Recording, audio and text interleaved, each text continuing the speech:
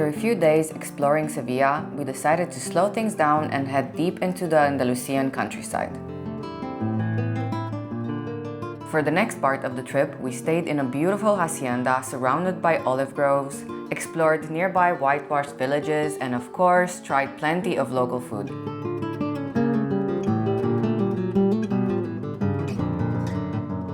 But first, we headed back to Sevilla airport to pick up a rental car for the next couple of weeks before making our way into the countryside.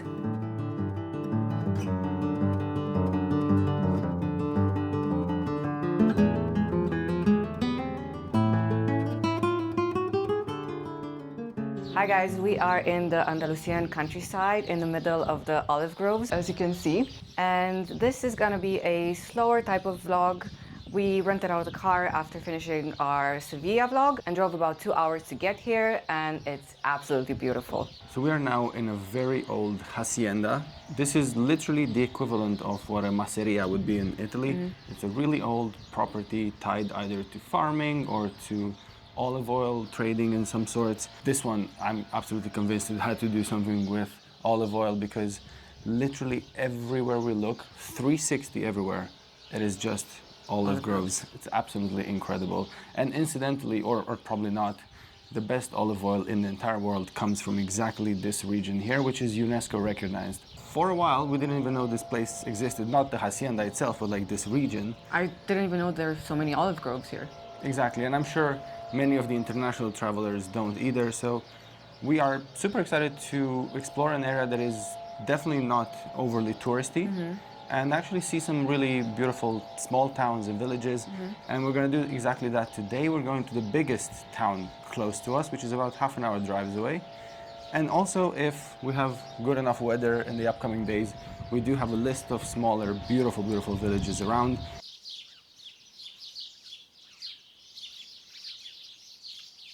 So last night when we got here, the owners of the hotel told us that there's something in the air here at the moment, something called Kalima, which is apparently dust particles blown away from the Sahara over the Gibraltar Strait. And they said that if rain does start, it'll just stain everything with like mud basically. And we woke up to this. Now, our car wasn't pristine because we ended up on a dirt road on the way here by accident, but it was clean on the outside. And look at this now. Imagine all these beautiful white houses in the area, how they get. Wow. All right, well, at least it's not our fault.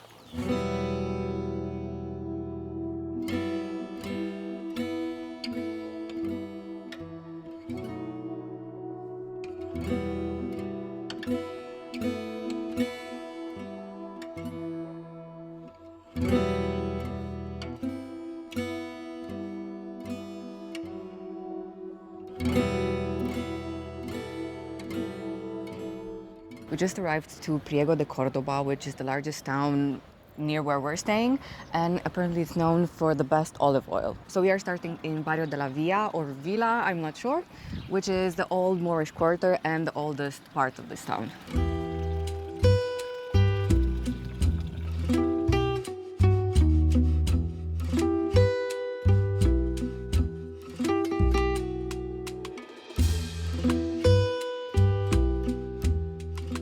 What is actually quite remarkable about this neighborhood is that it survived the Reconquista. So this is actually the old urban planning of Priego from back in the Moorish times, and was reconquered by the Christians. This area here is the capital of the Baroque in Spain, and it was redeveloped over the old Muslim influences. And it's this beautiful, beautiful mix of Baroque with Muslim culture. And some of the churches here apparently look absolutely incredible on the inside, so we're gonna go and have a look. But for now, just have a look at this. This is literally what we're looking at right now. It's absolutely incredible, magical. Flower pots everywhere. Oh, look at... I literally said magical and that happened. So we are walking on these tiny alleyways, all whitewashed. We're just saying how much this reminds us of Puglia. The architecture of the buildings is different, but the vibe is somehow quite similar. Whitewashed buildings and flower pots everywhere. It's really pretty and quiet.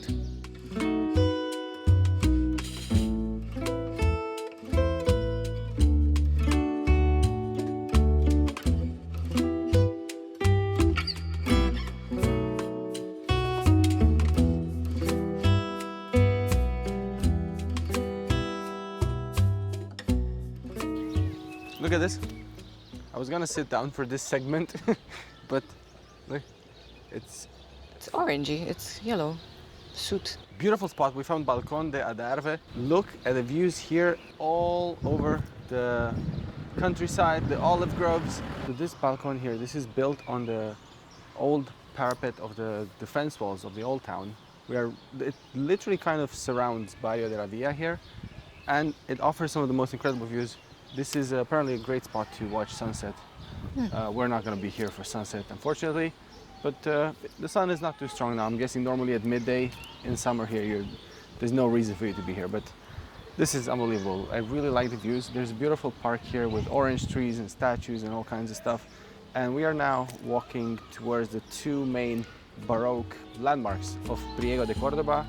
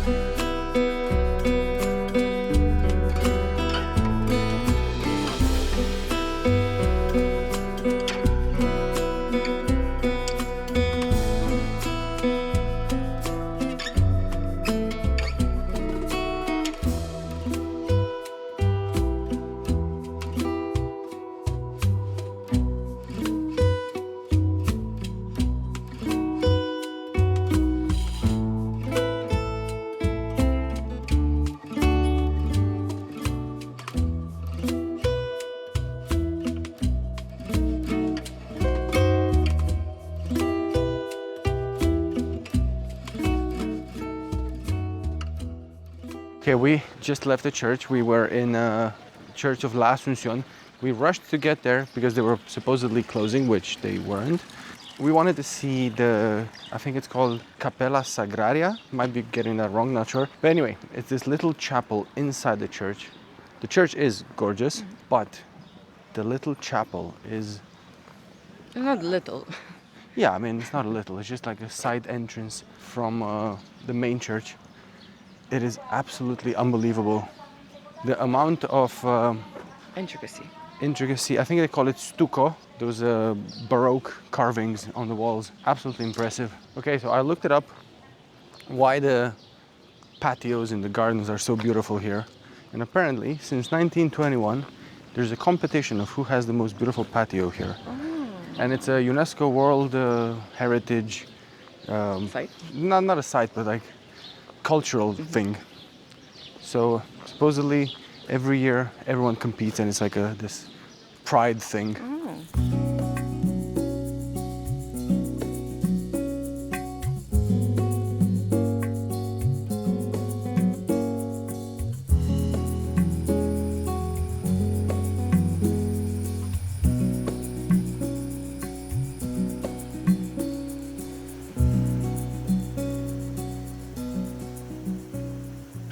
Right, so found this place on Google Maps, traditional flamenco bar. We wanted just to sit down for a second and refresh. And it says that it's opening at 2 p.m. It's 2:15 and it's nowhere near open, so we're not sure what. Oh, it was Easter like 10 days ago, maybe that's why. Yeah, well, it's a relaxed small town.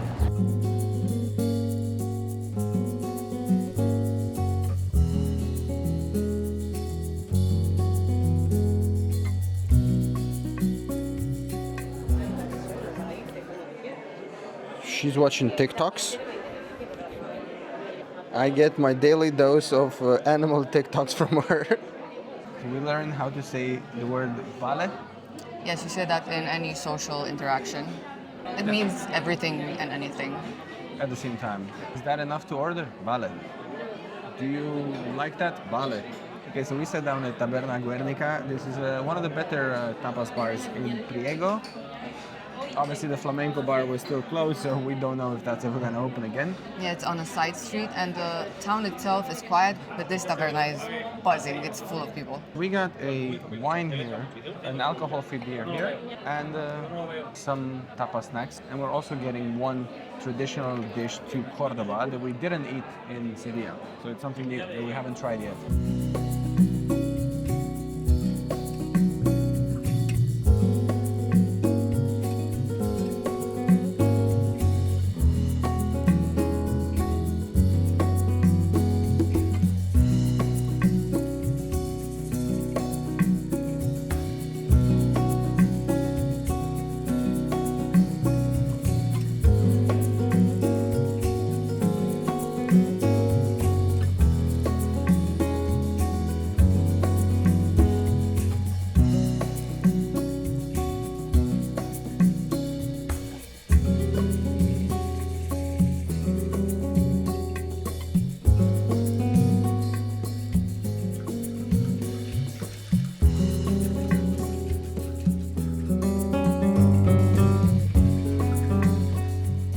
just stopped to get something small to eat. And the supermarket itself, extremely clean. Yes, and big, a lot of space. And a lot of stuff as well. Yeah. And the prices, oh my God.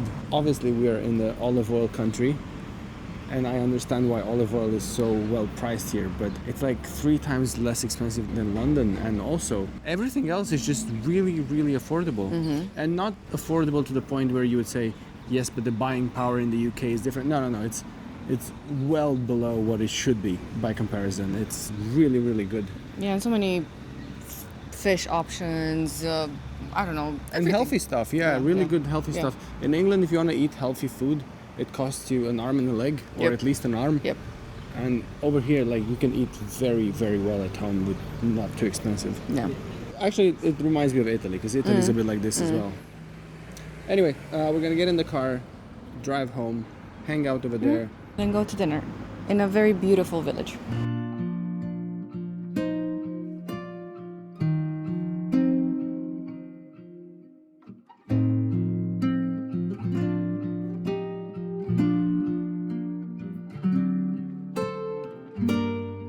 We drove back to the Hacienda, which is surrounded by the vast olive groves of Priego de Córdoba.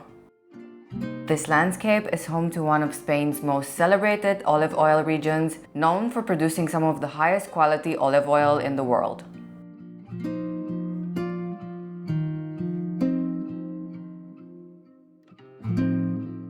Hacienda El Tarajal is a cozy boutique hotel with just 6 bedrooms, and we stayed in the only room with access to the property's old tower, with beautiful views over the pool and the surrounding olive groves.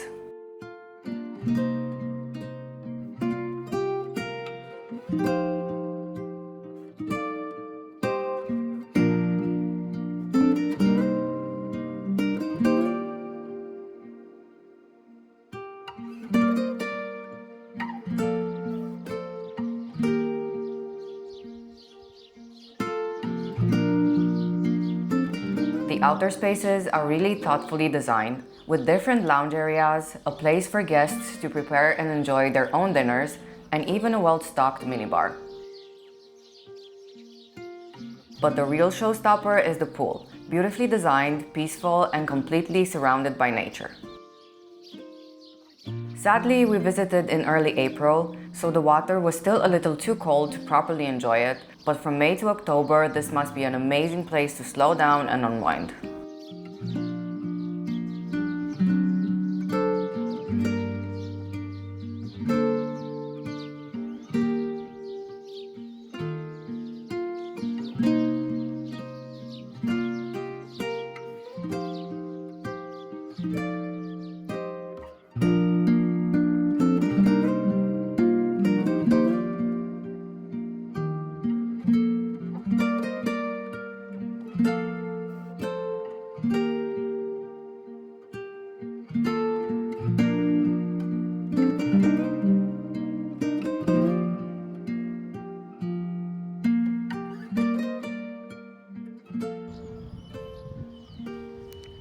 Hola, ¿cómo estás? Hola, chica. Chica. We came to Zuheros for dinner tonight, and apparently this is one of the most beautiful villages in Spain, but it's not touristy at all, so you can't find souvenirs. The menus are in just Spanish, so no multiple languages, and apparently, yeah, it's very well-kept secret. Wonderful. Or not, I don't know. But this view is stunning. That is our view.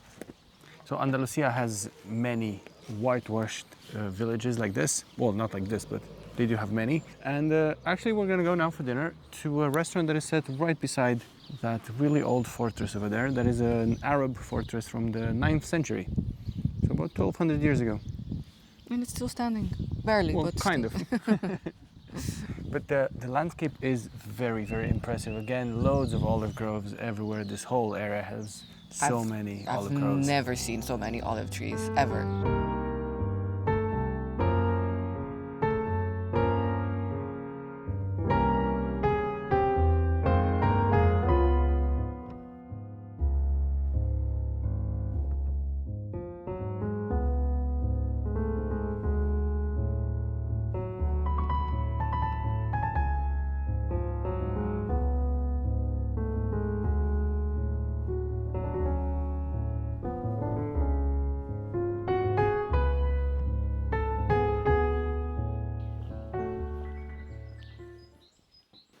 I really like this. Why is this not more widespread? I feel like this is so useful. Right? You mean white spread? Nice. I just had the curiosity to look up how many residents this village has. And apparently in 2023, the last time they counted, there were precisely 606. Okay, we've already been walking for about 3 minutes, so we're gonna reach the restaurant any second.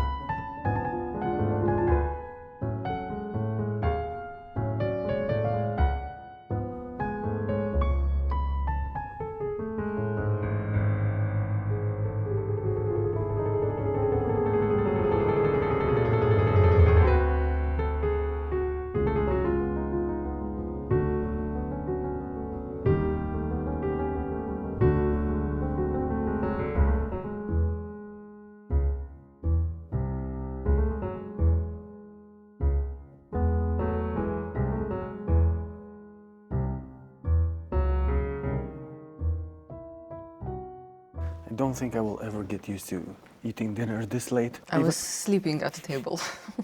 So even though normally we actually do eat dinner quite late, it's probably like 8 or 8:30. It was already 10:30, but we finished dinner now. We were the last ones to arrive, approximately, and then the first ones to leave. So Yeah. people linger. The food was great. It was very interesting flavors, very different dishes than what we've had so far. It's such a remote, small village, and it had a lot of twists, like dishes. Quite innovative. Yes. My salmon was so good. It was with kind miso, of with miso. Yeah. It was an Asian twist. Really good. Look how charming this place is. There's no one here. Also, the prices were so good. A glass of white wine was €3 in a fancy restaurant. It was so The good. fanciest in town. Yeah, well, the only one, yes. There was one more. Yeah, so we paid for wine, beer, 2 starters, and 2 mains. It was €50. We are off back to the car now. We got about a 25-minute drive back home. Going straight to sleep because we want to wake up tomorrow, have some breakfast at the hotel, and then we got some activities planned.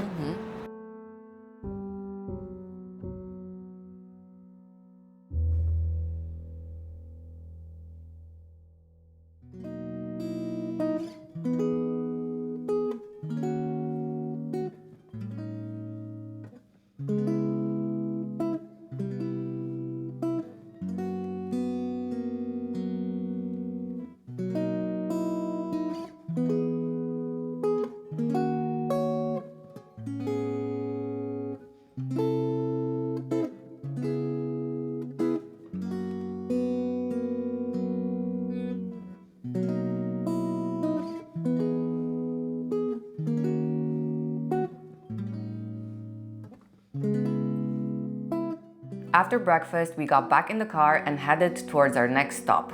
But on the way, we couldn't resist pulling into a small shop from one of the area's well-known olive oil producers. Of course, we had to pick up a bottle to take home, along with a few olive oil-based products from the region.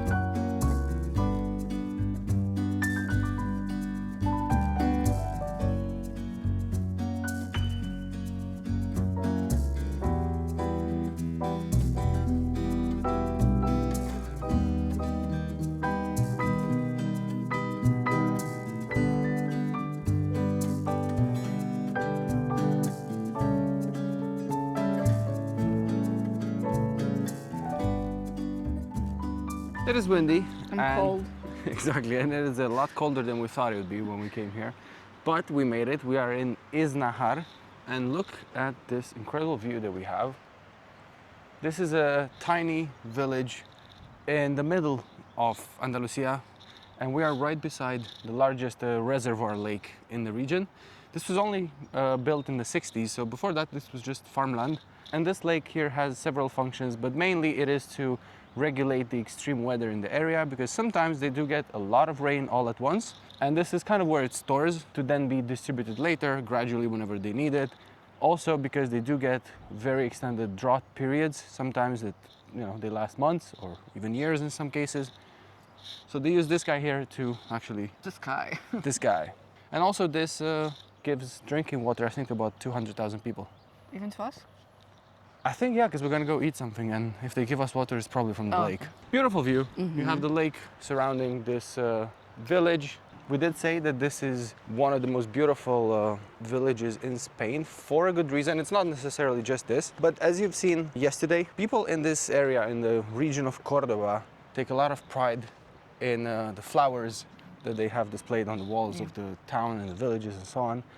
And this village right here has won some, I think, several prizes for the most beautiful patio, like this tiny square full of flowers.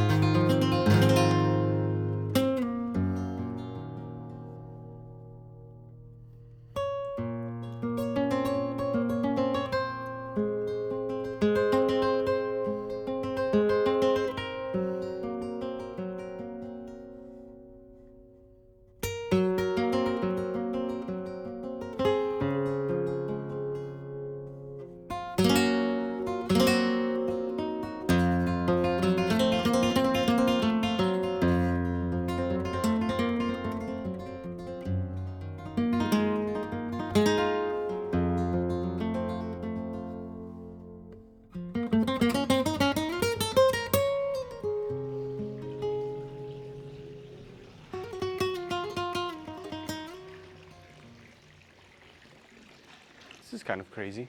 Patio de las Comedias. So this is consistently winning prizes for how beautiful this little patio is. That's what they call it here.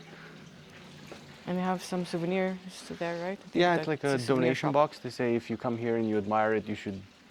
So I think if we have some coins, we'll drop some Okay. in there. Yeah, there's a souvenir shop, I think, as well. Really pretty. Yeah, very pretty. I think we'll also see a lot of this type of wall decorations in Córdoba in the next few days. I like how I'm downhill from you and I look like I'm 2 feet tall. Oh, now you know how I feel.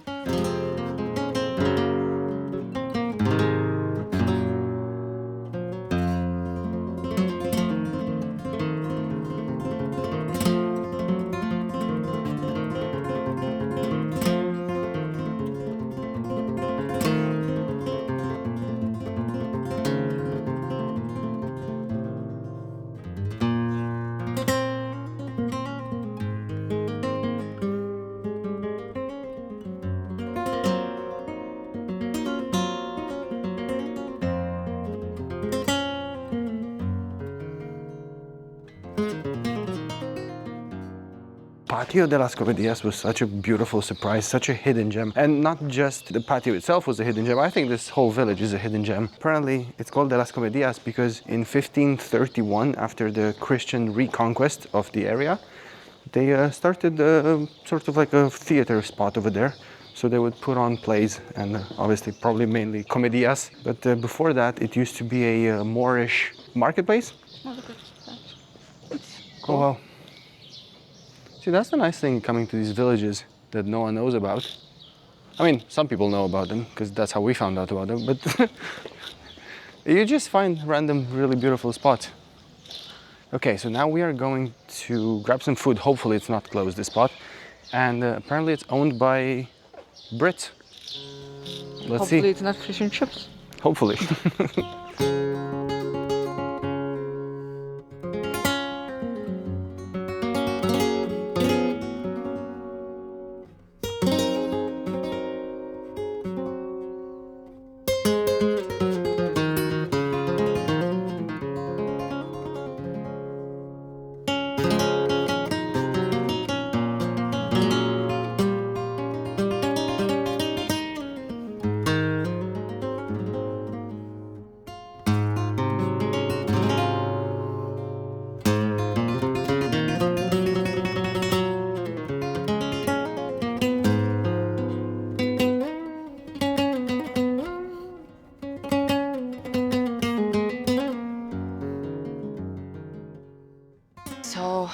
kitchen was closed.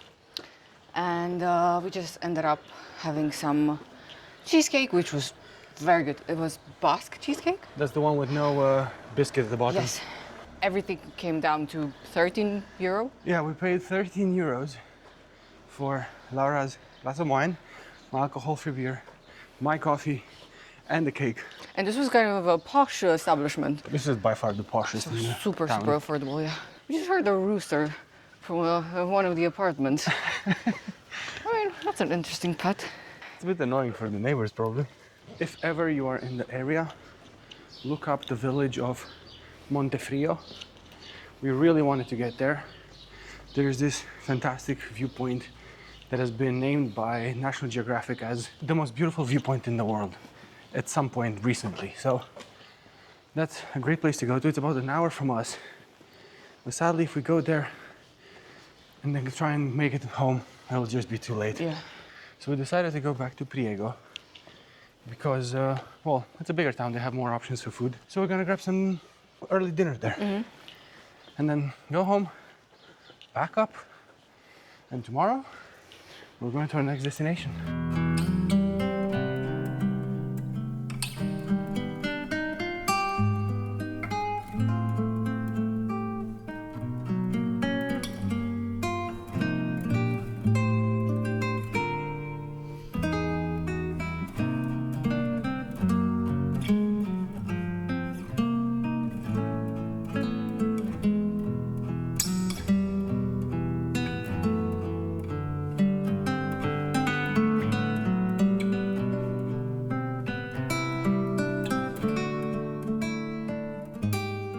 So many things happened since we last talked.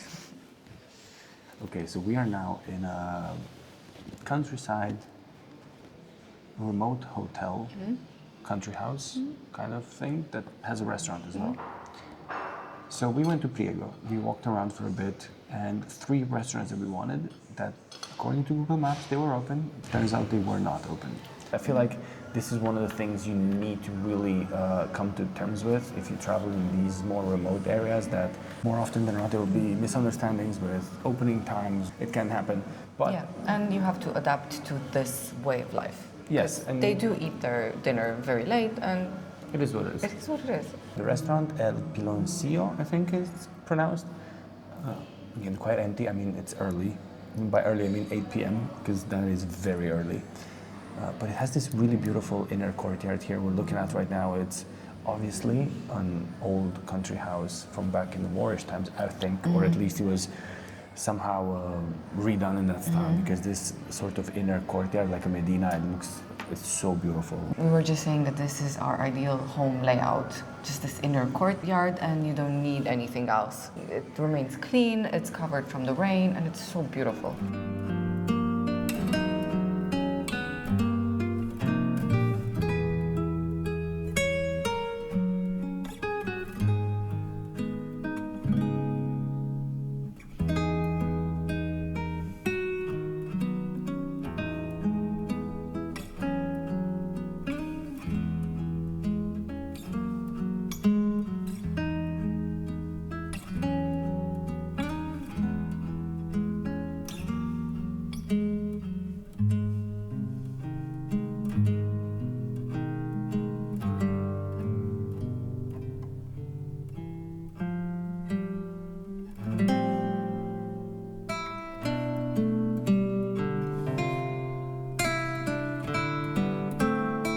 Well, dinner was very, very good. I'm not sure if it was very, very good or just we haven't eaten in so long. I think it was super good. It was delicious. Everything Yes, was yes. fantastic, honestly. It was one of the highlights since coming here. I Yeah, think. Yeah. easily. Even the And- setting and the service. I think they opened the restaurant a bit earlier I think because so. we were there. Yeah, I think so. I think they did. It's interesting how the least planned thing that we had in all of these days so Yeah. far was the best, probably. Yeah. We should do this more often. No. I like to plan. We also got to see one of the most beautiful sunsets we've probably ever seen, or at least definitely the best one so far here in Spain. It was the first day that was actually clear sky-ish. So we actually got to see the sunset and it Yeah. was amazing. if you by any chance are in this area, don't miss out on this place. Very good hearty food, and also the prices. Yeah. So good. Like a glass of wine was €2.70. And it was very good. The mains that we had, the chicken was €10. And you can tell they love their olive oil. Oh yeah. Thanks for watching this slow living Andalusian video, and we hope you enjoyed it. It was very different and interesting for us too, and we're super happy that we got to spend a bit more time here in this area. Until next time, make sure you like this video, subscribe to our channel, and we'll definitely see you in our next video in Córdoba. and around. And around.